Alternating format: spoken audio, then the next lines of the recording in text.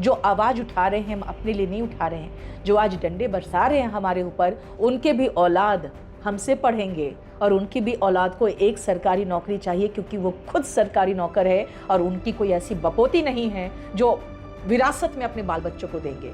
Hello बच्चों, finally मैं घर आ गई हूँ। बहुत बहुत बुरी हालत है, बिल्कुल अंदर से बिल्कुल पसीना पसीना हुई पड़ी हूँ।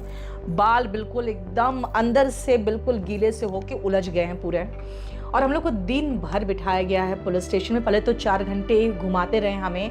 वो गंदी सी बस, DTC टाइप की जो बस थी, जिसमें बहुत गंदी हालत थी। हम लोग 4 घंटे घूमे। फिर हम लोग को ले जाया गया नजफगढ़ की तरफ पुलिस स्टेशन। वहाँ पे विदाउट फैन और नीचे दर्री बिछा के हम सभी टीचर को बहुत देर तक बिठाया गया और हम लोग सब बहुत परेशान रहे दिन भर।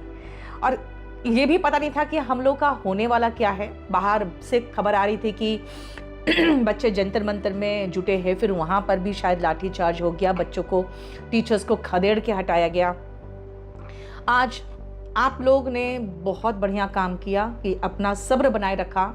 ट्विटर पे ट्रेंड करवाया है आप लोगों ने, 1 से लेकर 4 नंबर तक ट्रेंड किया है। बहुत अच्छी बात है। आपकी जो आवाज़ है ना, वो आज जगह जगह पहुंची है, चाहे वो ललन टॉप हो या शुभांकर मिश्रा जी हैं या न्यूज़ तक है।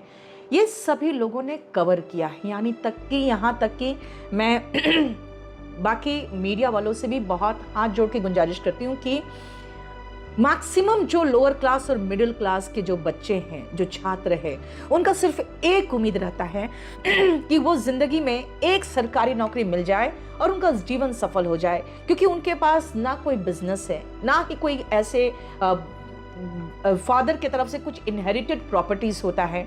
उनकी पूरी लाइफ सिर्फ एक ही उम्मीद पर रहती है कि मेरी एक सरकारी नौकरी लगेगी तो मेरी बहन की भी शादी हो जाएगी, मेरे घर वाले भी बहुत खुश हो जाएंगे।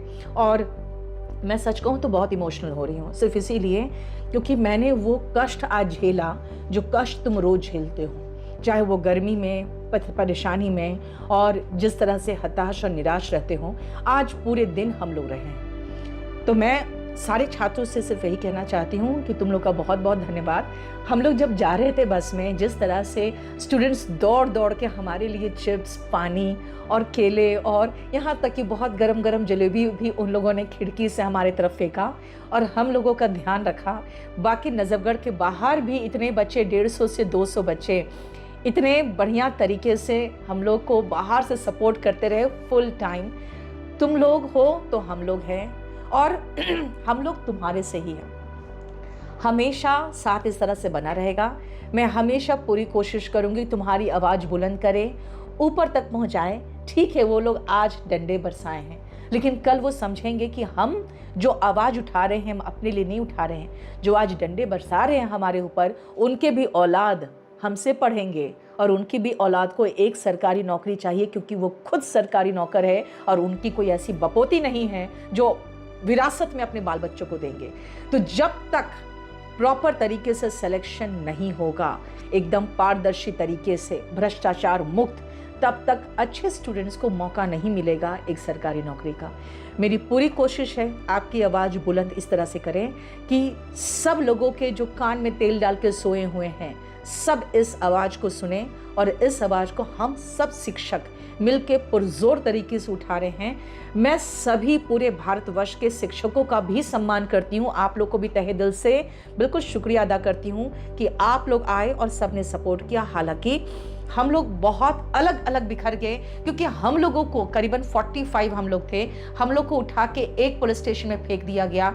लेकिन बाकी जो लोग बाहर थे, उन लोगों ने भी इस आंदोलन को पूरा पुरजोर तरीके से उन्होंने चलाया है। धन्यवाद। आगे भी हमारी रणनीति जो रहेगी वो हम आपको अवगत कराते रहेंगे, लेकिन आज के लिए बहुत बहुत शुक्रिया।